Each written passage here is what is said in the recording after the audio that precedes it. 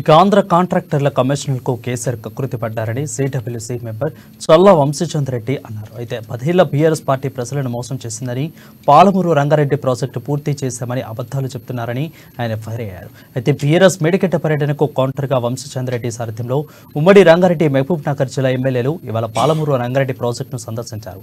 తెలంగాణ ప్రజలకు వాస్తవాలను చెప్పేందుకు పాలమూరుకు వచ్చామని, కేసీఆర్ దక్షిణ తెలంగాణపై సవతి తల్లి ప్రేమ చూపించారని అన్నారు.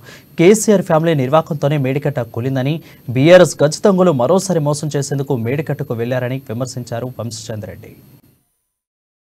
రంగారెడ్డి ఎత్తిపోతల ప్రాజెక్టు పూర్తి చేసినాము, మేం పాలమూరు జిల్లాని సస్యశ్యామలం చేసినామనే మాట చెప్తున్నారు కానీ అవన్నీ అబద్ధాలే అని ఇవాళ మనందరికి కూడా కళ్ళ ముందు సాక్ష్యంగా ఇక్కడ ఉన్నటువంటి ఈ కర్వెన్న రిజర్వాయరే సాక్ష్యంగా మన ముందు ఉన్నది.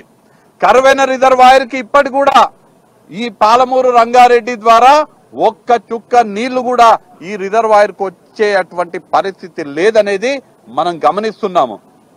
దక్షిణ తెలంగాణలో ఉన్నటువంటి ఈ పాలమూరు రంగారెడ్డి ఎత్తిపోతల పథకాన్ని పూర్తిగా నిర్లక్ష్యం చేసి, వాస్తవానికి 2015 సంవత్సరంలో ఈ ప్రాజెక్టు ప్రారంభమైతే 3 సంవత్సరాలలో పూర్తి చేస్తా అని హామీ ఇచ్చినటువంటి కేసీఆర్ ఇందాక మా మండలాధ్యక్షుడు చెప్తుండే ఇక్కడనే కుర్చీ వేసుకొని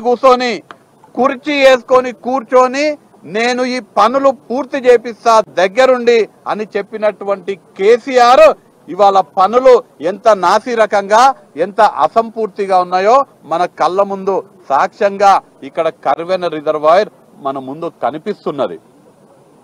పాలమూరు రంగారెడ్డి ఎత్తిపోతల పథకం ద్వారా 12,42,000 ఎకరాలకి నీళ్లు అందించాల్సిన అవసరం ఉంటే షాద్నగర్ లో 79,996 ఎకరాలు, దేవరకద్ర నియోజకవర్గంలో 46,000 ఎకరాలు, జడ్చర్ల నియోజకవర్గంలో 1,12,000 ఎకరాలు, నారాయణపేట నియోజకవర్గంలో 67,000, మక్తల్ నియోజకవర్గంలో 63,000 ఎకరాలు, కొడంగల్ నియోజకవర్గంలో 1,17,000 ఎకరాలకు నీళ్లు అందించాల్సి ఉంటే ఒక్క చుక్క నీరిచ్చినటువంటి పాపన కూడా ఈ టీఆర్ఎస్ ప్రభుత్వం పోలేదు.